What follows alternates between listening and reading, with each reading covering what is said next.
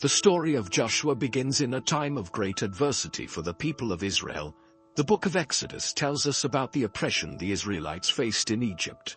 In the first chapter, verse 14, we read a vivid description of this reality. The Egyptians made the lives of the Israelites bitter with hard labor. They made them work hard in making bricks and mortar and doing all kinds of work in the fields. In all their hard labor, the Egyptians treated them ruthlessly. It was in this setting of slavery that a boy from the tribe of Ephraim was born, initially named Hoshea. This name would later be changed to Joshua, which means Yahweh is salvation, a foreshadowing of the crucial role he would play in the liberation and conquest for the people of Israel. From his earliest years, Joshua witnessed the suffering of his people and longed for the freedom promised by God. When Moses finally confronted Pharaoh and led the Exodus, Joshua was among the crowd that left Egypt. The Bible gives us an idea of the magnitude of this event in Exodus 12:37. The Israelites journeyed from Ramesses to Succoth. There were about 600,000 men on foot, besides women and children. We can imagine the young Joshua walking with his family, marveling at the miraculous events unfolding before his eyes. The crossing of the Red Sea was a decisive moment in the life of Joshua and the entire people of Israel. Scripture vividly describes this event in Exodus 14:21-22. Then Moses stretched out his hand over the sea, and the Lord drove the sea back with a strong east wind all that night, and turned the sea into dry land. The waters were divided, and the Israelites went through the sea on dry ground, with a wall of water on their right and on their left. This demonstration of God's power undoubtedly left an indelible impression on the young Joshua, teaching him the importance of faith in times of danger.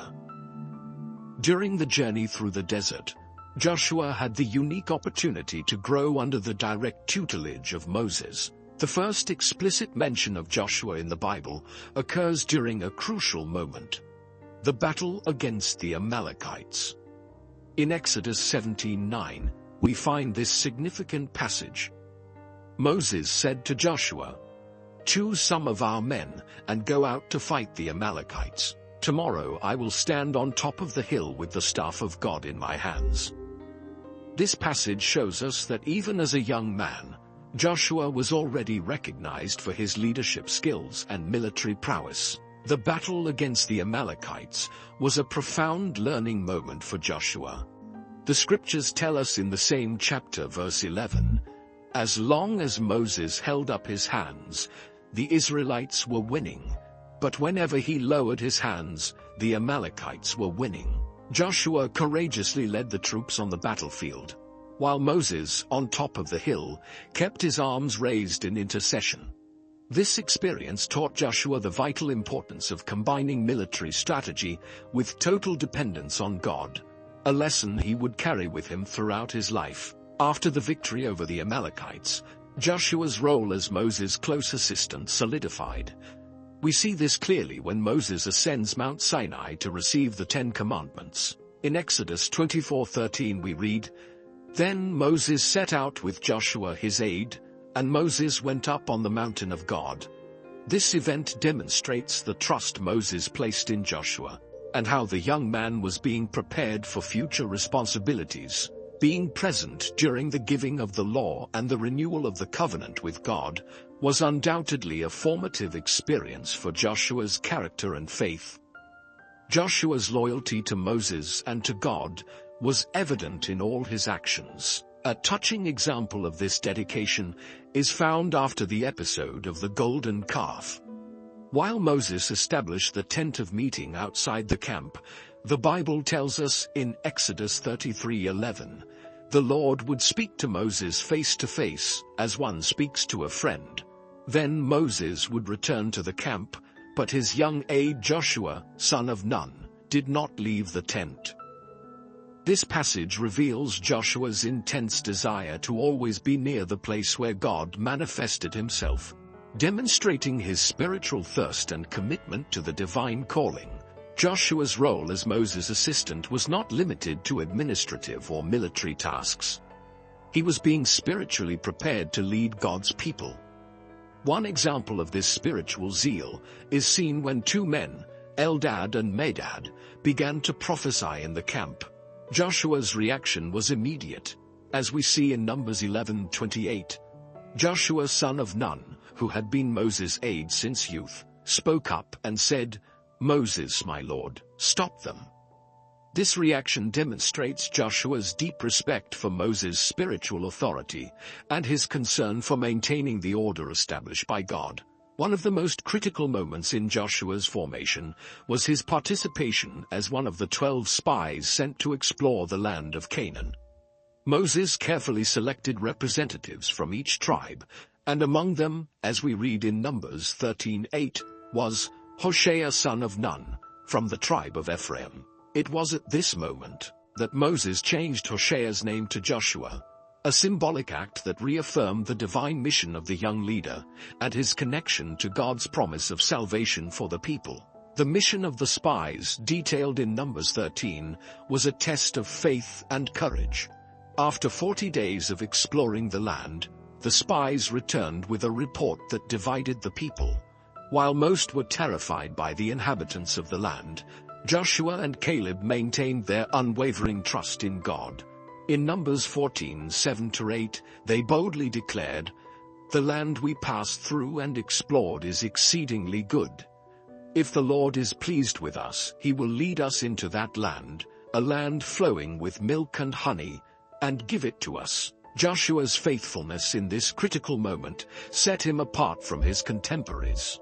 While the people murmured and wanted to return to Egypt, Joshua and Caleb stood firm in their conviction that God would fulfill his promises. This attitude of faith almost cost them their lives, as we see in the same chapter verse 10. But the whole assembly talked about stoning them.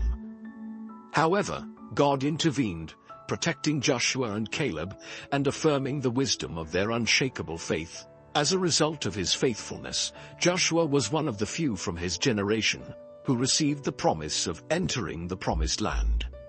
In verse 30 of the same chapter, God declared, "Not one of you will enter the land I swore with uplifted hand to make your home, except Caleb son of Jephunneh and Joshua son of Nun."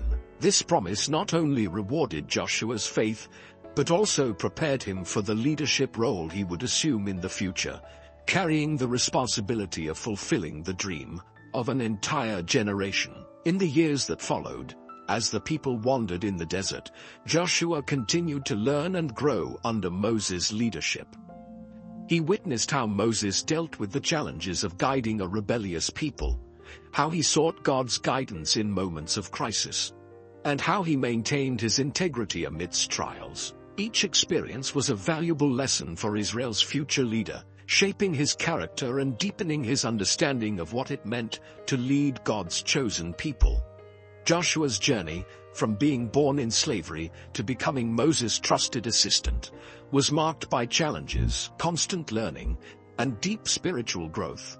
His unwavering loyalty to God and Moses, his courage in the face of adversity, and his willingness to remain faithful even when in the minority, were qualities that prepared him for the great responsibility that was to come. As Moses' time as leader neared its end, Joshua was being shaped into the man God would use to lead his people into the promised land. As the Israelites approached the borders of Canaan, Joshua found himself on the verge of a new phase in his life. The years of learning, loyalty, and trials were about to bear fruit. The young man who had been born in slavery was now ready to become the leader who would lead his people to freedom and the inheritance promised by God. The stage was set for Joshua to step into his role as God's chosen successor to Moses, a responsibility for which his entire life had prepared him, and one that would forever change the course of Israel's history. As the years of wandering in the desert came to a close, God began preparing Joshua for his new role as the leader of the people of Israel. In the book of Numbers, chapter 27, verses 18 and 19, we find the moment when God instructed Moses about the succession. So the Lord said to Moses, "Take Joshua son of Nun, a man in whom is the spirit of leadership, and lay your hand on him, Have him stand before Eleazar the priest and the entire assembly and commission him in their presence. This divine choice was not a surprise, given Joshua's years of faithful service and his unshakable trust in God. The commissioning ceremony was a solemn and significant moment, marking the beginning of a new era in Israel's history. Moses, following God's instructions, presented Joshua before the entire assembly of Israel. The words of encouragement that Moses spoke to Joshua, recorded in the book of Deuteronomy chapter 31 verse 7, deeply resonated. Be strong and courageous, for you will lead these people into the land that the Lord swore to their ancestors to give them, and you must divide it among them as their inheritance. These words were not just a mandate, but also a promise that God would be with Joshua in his new journey of leadership.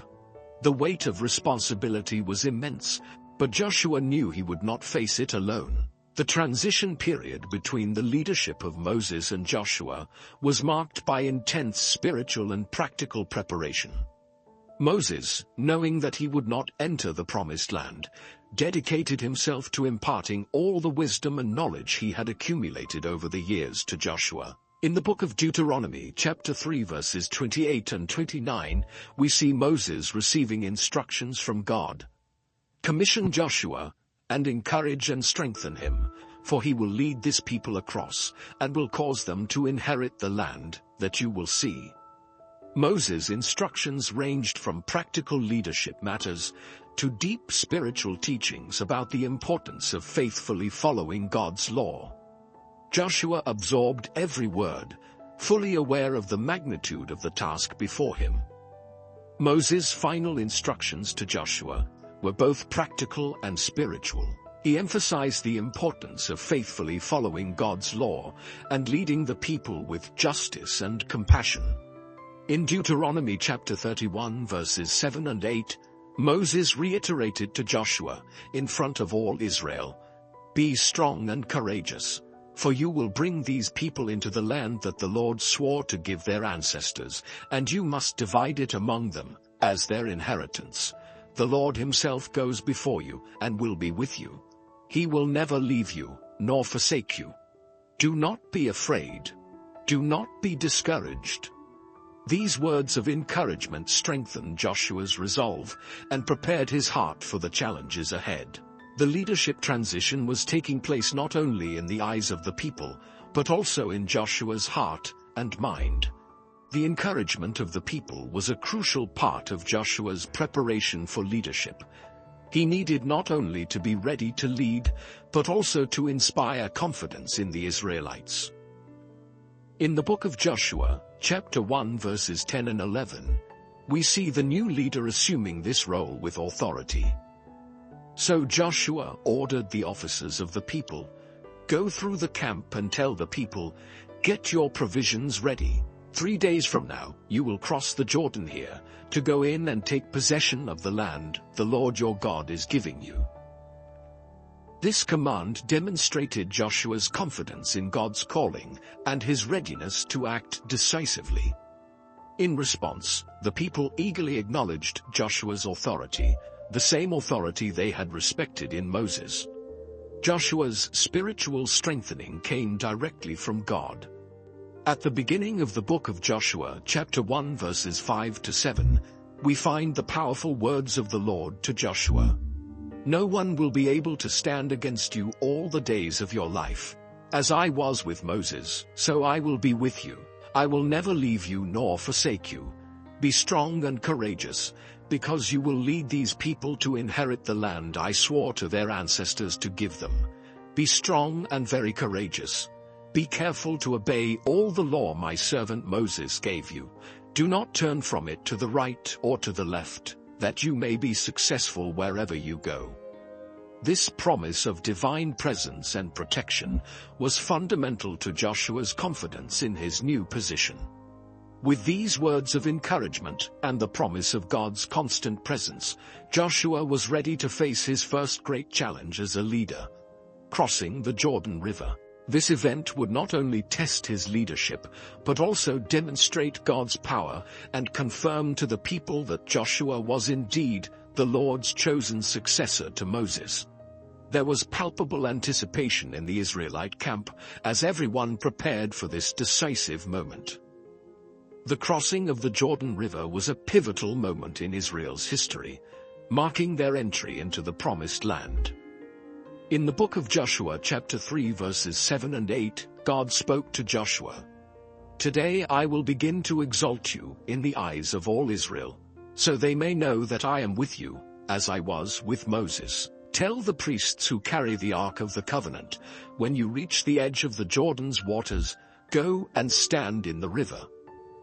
This divine instruction set the stage for a miracle that echoed the crossing of the Red Sea, reaffirming God's presence and power with the new generation. Joshua's faith and obedience were essential at this moment. Following God's instructions, he commanded the priests to carry the Ark of the Covenant to the edge of the Jordan River. In chapter 3 verses 14-16, we read the account of the miracle. So when the people broke camp to cross the Jordan, the priests carrying the Ark of the Covenant went ahead of them. Now the Jordan is at flood stage all during harvest.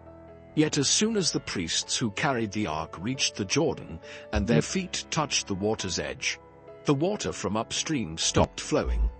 It piled up in a heap a great distance away, at a town called Adam, in the vicinity of Zarethan, while the water flowing down to the Sea of the Arabah, that is the Dead Sea, was completely cut off.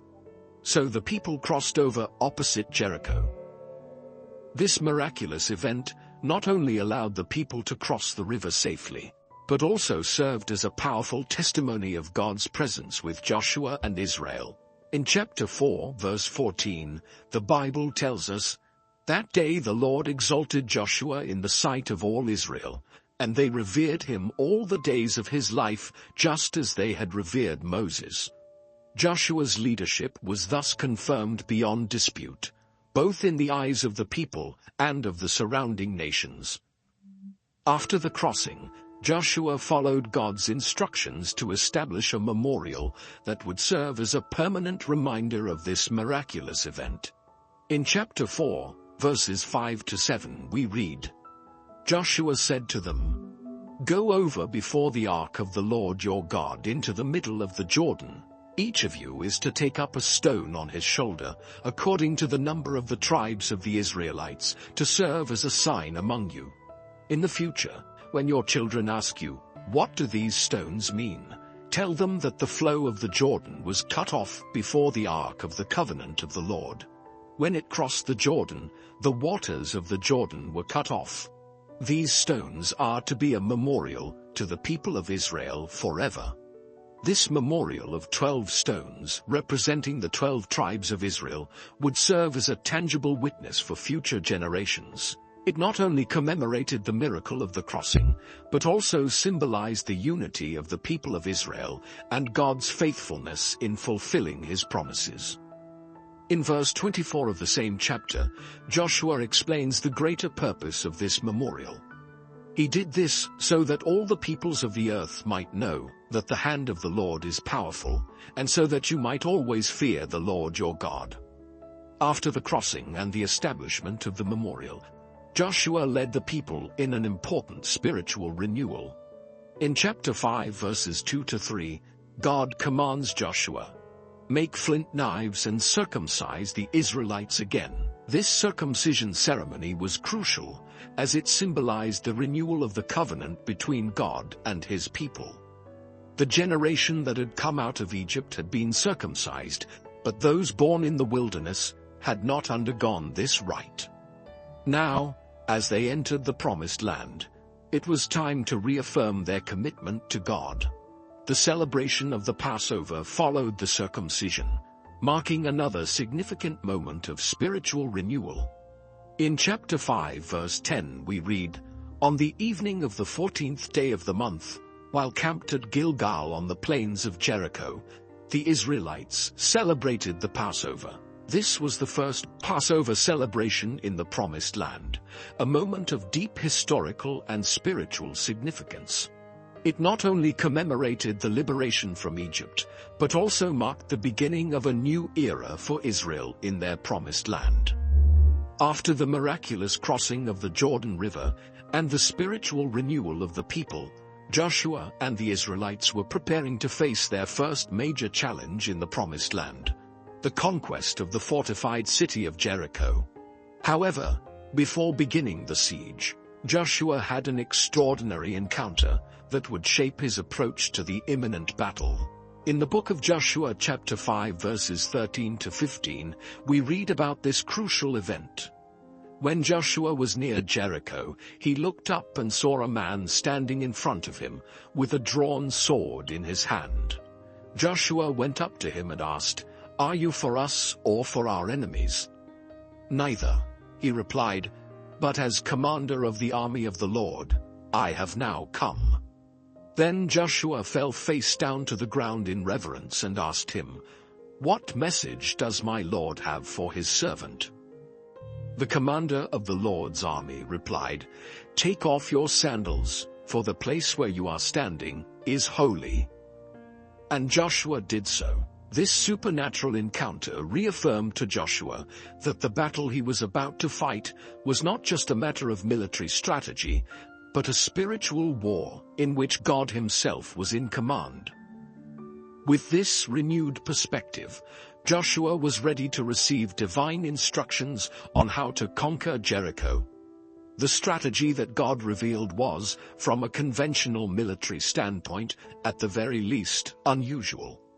In chapter 6 verses 2 to 5, the Lord says to Joshua, "See, I have delivered Jericho into your hands, along with its king and its fighting men. March around the city once with all the armed men. Do this for 6 days. Have 7 priests carry trumpets of ram's horns in front of the ark. On the 7th day march around the city 7 times, with the priests blowing the trumpets. When you hear them sound a long blast on the trumpets, have all the people give a loud shout. Then the wall of the city will collapse, and the people will go up, every man straight in." This unusual strategy would test the faith and obedience not only of Joshua, but of the entire Israelite army. Joshua, demonstrating his unwavering faith and leadership ability, communicated the divine instructions to the people with confidence and authority. For 6 days, the Israelite army marched silently around the city, once a day, following the Ark of the Covenant. The only sounds were the soldiers' footsteps and the priests' trumpets. We can imagine the growing tension inside the walls of Jericho, as its inhabitants watched this strange ritual, day after day. On the 7th day, as God commanded, the Israelites marched around the city 7 times. The climax of the battle is described in chapter 6, verses 20-21. When the trumpet sounded, the army shouted, and at the sound of the trumpet, when the men gave a loud shout, the wall collapsed. So everyone charged straight in, and they took the city. They devoted the city to the Lord, and destroyed with the sword every living thing in it, men and women, young and old, cattle, sheep, and donkeys. The miraculous collapse of Jericho's walls was a powerful demonstration of God's might and a confirmation of the faith and obedience of Joshua and the people of Israel. This victory set a precedent for future conquests and strengthened the Israelites' confidence in their new leader and, more importantly, in their God.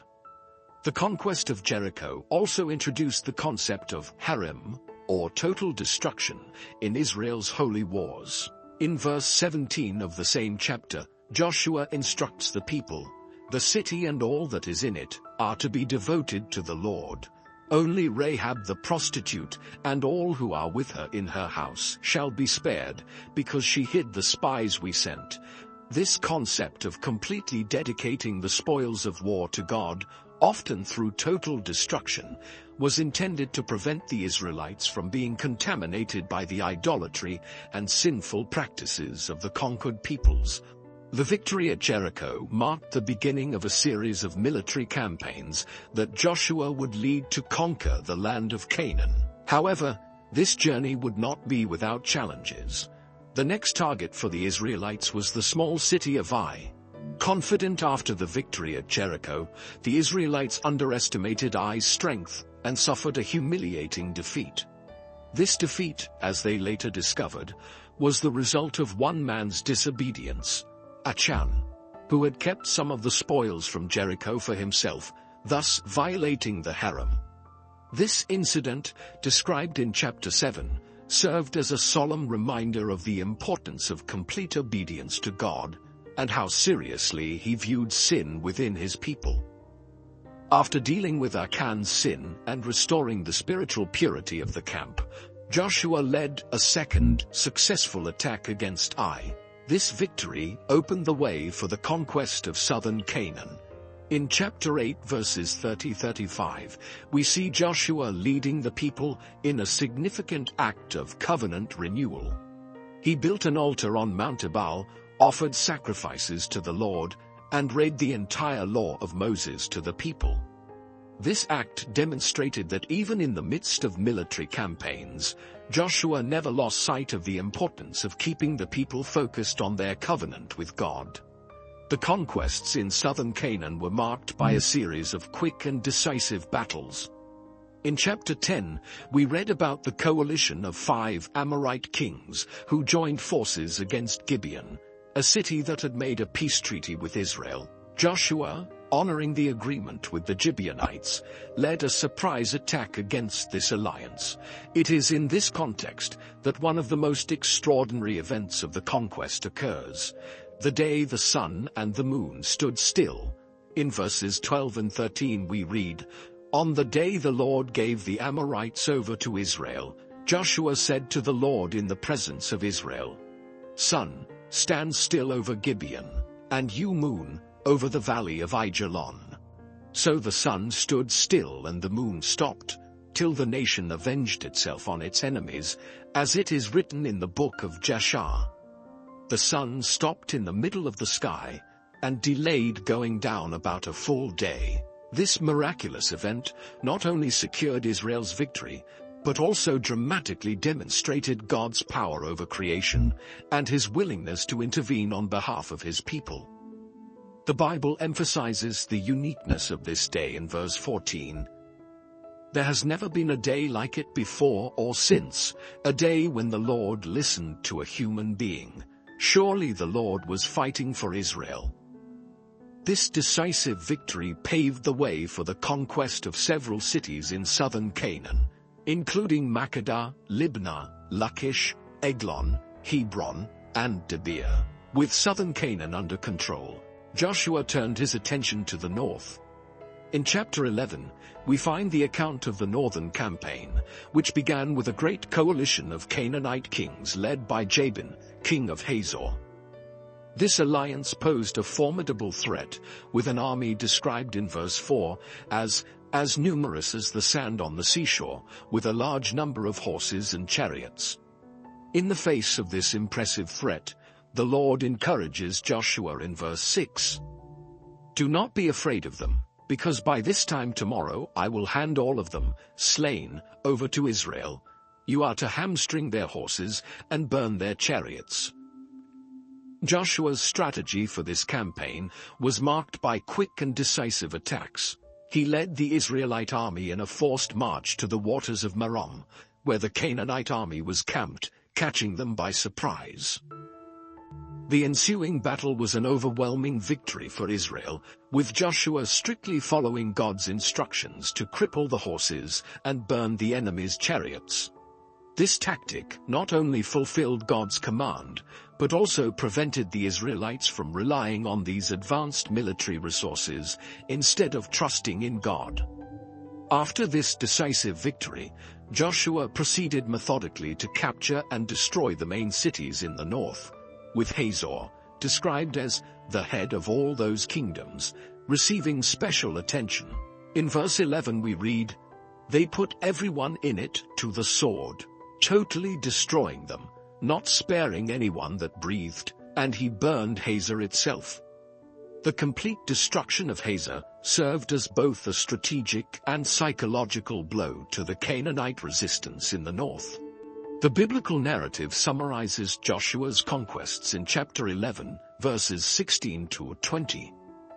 So Joshua took this entire land, the hill country, all the Negev, the whole region of Goshen, the western foothills, the Arabah, and the mountains of Israel with their foothills, from Mount Halak, which rises towards Seir, to Baal-Gad in the valley of Lebanon below Mount Hermon.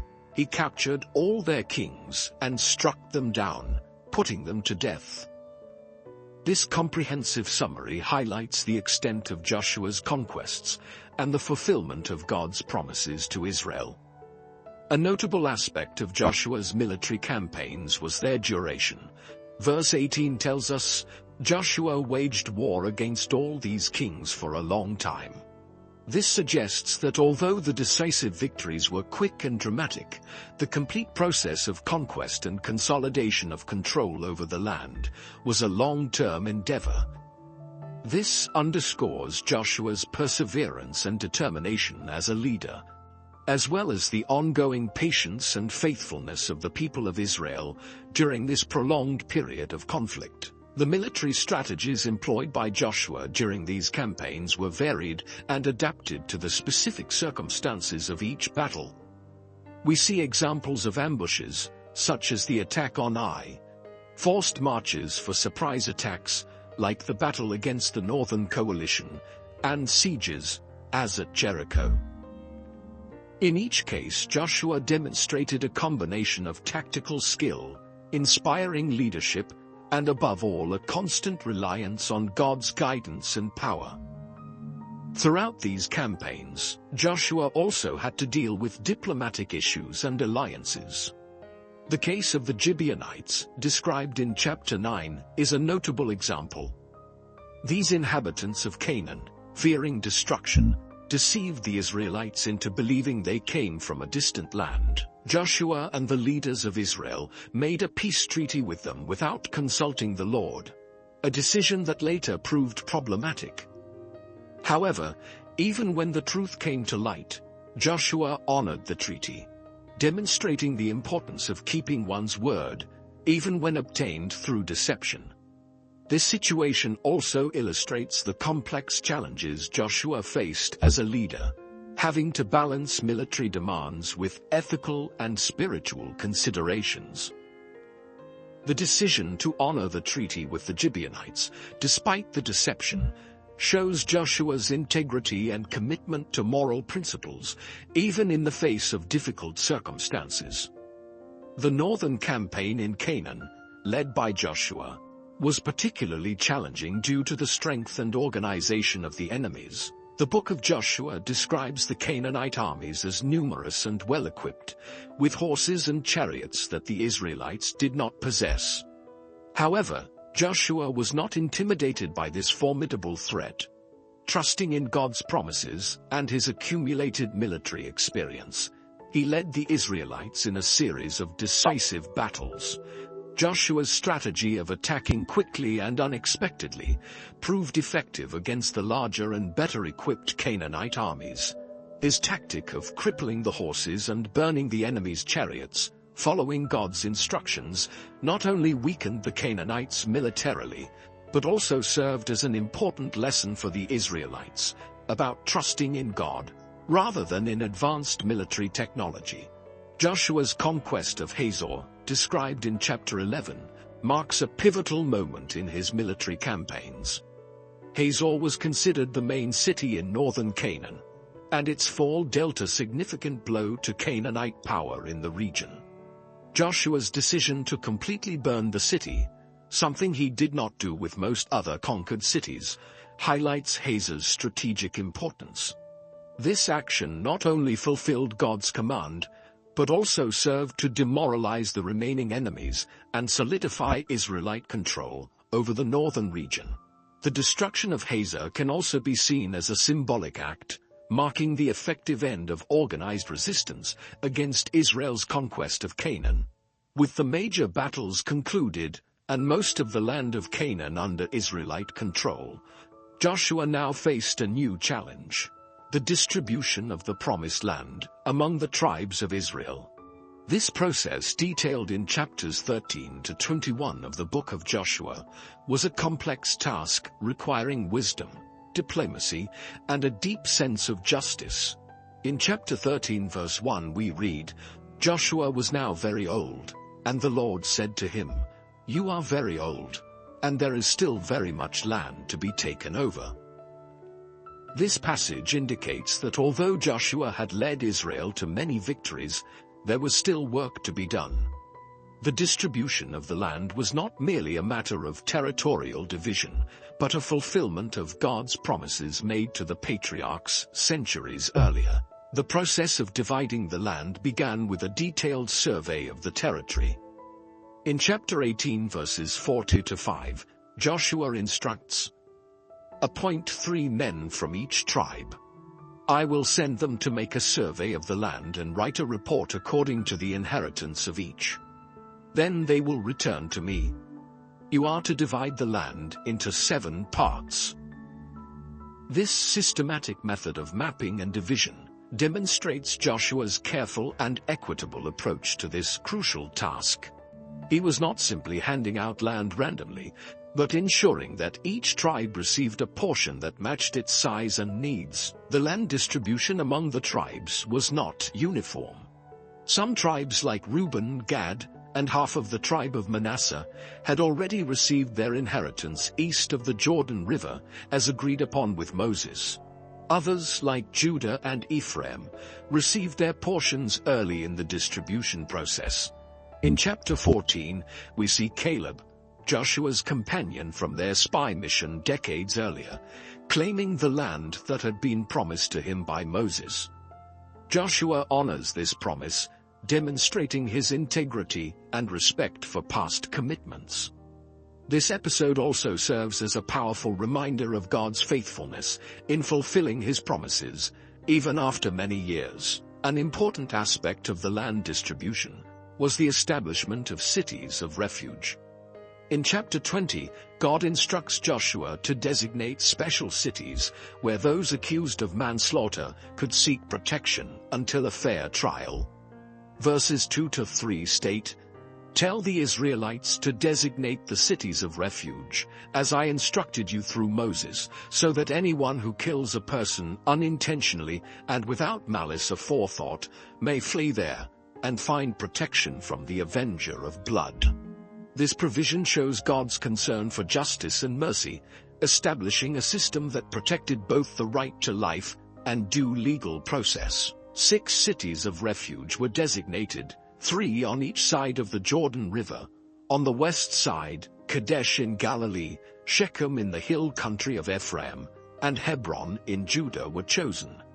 On the east side, Bezer in the wilderness, Ramoth in Gilead, and Golan in Bashan were appointed. The strategic locations of these cities ensured that anyone in Israel was within reasonable distance of a place of refuge.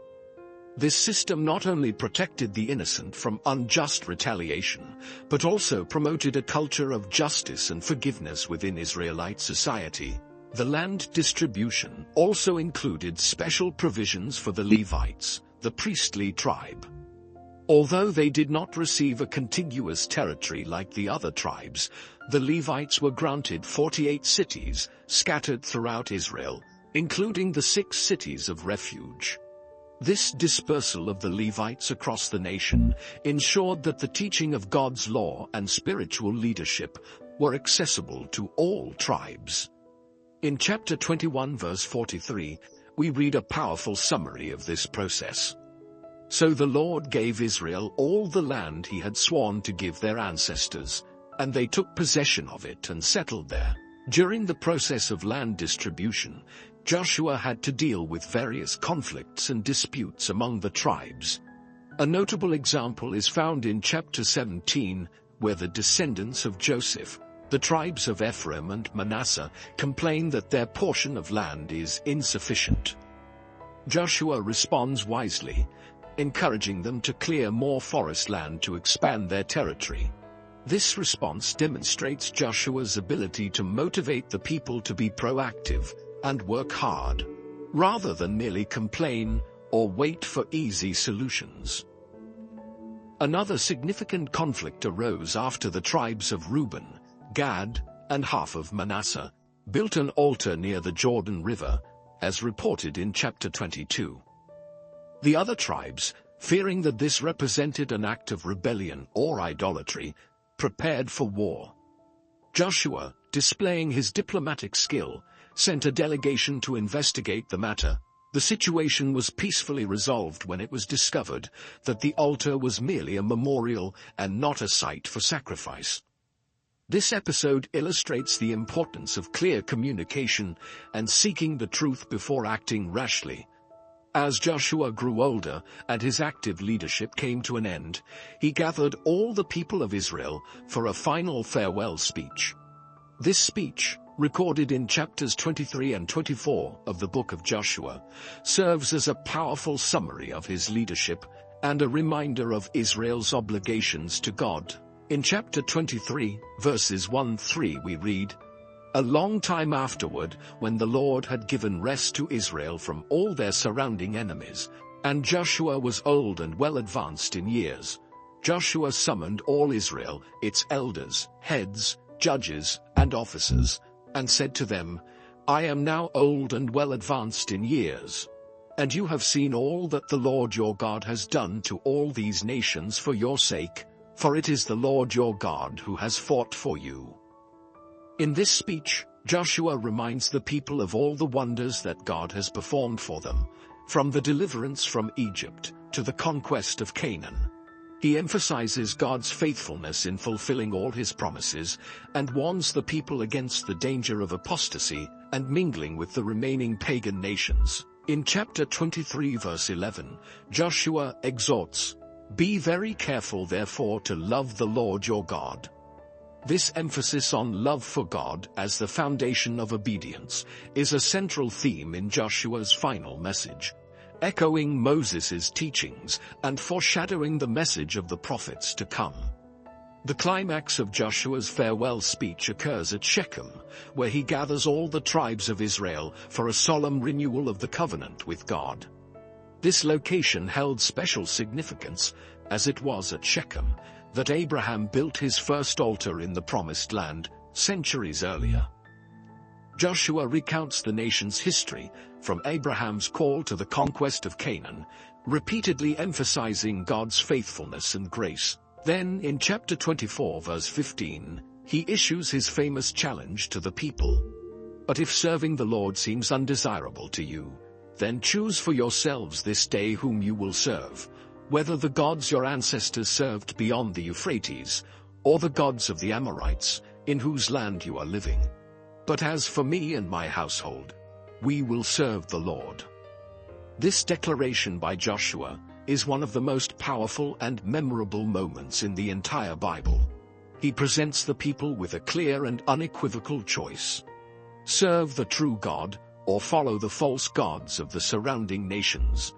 The strength of his personal conviction, expressed in the statement, "As for me and my household, we will serve the Lord," serves as an inspiring example of spiritual leadership. Joshua not only led the people militarily, but also challenged them to a deep and personal spiritual commitment. The people's response to Joshua's challenge is equally powerful. In verse 16 they declare, "Far be it from us to forsake the Lord to serve other gods." The people then reaffirm their commitment to God, acknowledging all that he has done for them. Joshua, however, does not accept this response easily. He warns the people about the seriousness of this commitment, reminding them of God's holiness and the consequences of disobedience. Joshua's approach demonstrates his deep understanding of human nature and the tendency of people to make promises they may not keep. After ensuring the sincerity of the people's commitment, Joshua establishes a formal covenant. In verse 25, we read, "On that day Joshua made a covenant for the people, and there at Shechem he reaffirmed for them decrees and laws." To commemorate this solemn moment, Joshua set up a large stone as a witness to the people's commitment. This stone would serve as a physical and permanent reminder of the promise Israel had made to serve the Lord alone. The book of Joshua concludes with a brief account of Joshua's death and burial. In chapter 24 verse 29 we read, "After these things, Joshua son of Nun, the servant of the Lord, died at the age of 110. Joshua was buried at Timnath-Serah, in the hill country of Ephraim, the land he had been given as his inheritance." Verse 31 provides a powerful epitaph for Joshua's life and legacy. Israel served the Lord throughout the lifetime of Joshua and of the elders who outlived him and who had experienced everything the Lord had done for Israel. Joshua's lasting impact on the history of Israel is immeasurable. He not only led the people in conquering the promised land, fulfilling the promises made by God to Abraham, Isaac and Jacob, but also set a model of leadership grounded in faith, obedience, and total commitment to God. His life exemplifies the truth that true success comes from obedience to God and trust in His promises, not merely from human strength or strategy.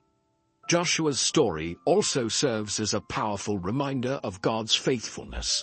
From his youth as Moses' assistant to his final days as Israel's leader, Joshua repeatedly witnessed the fulfillment of divine promises. His life is a living testimony to the truth expressed in Joshua 21:45. Not one of all the Lord's good promises to Israel failed, every one was fulfilled. Joshua's legacy continued to influence Israel long after his death. His example of courage, faith and leadership inspired future generations of Israelite leaders. The conquest of Canaan under his leadership established Israel as a nation in its own land, paving the way for the period of the Judges and eventually the establishment of the monarchy. Most importantly, Joshua's emphasis on obedience to God and covenant renewal set a pattern of spiritual faithfulness that echoed throughout Israel's history, often recalled by the prophets in times of national apostasy. I hope you enjoyed the video. Like and share with your friends and family. May God bless you, and see you next time.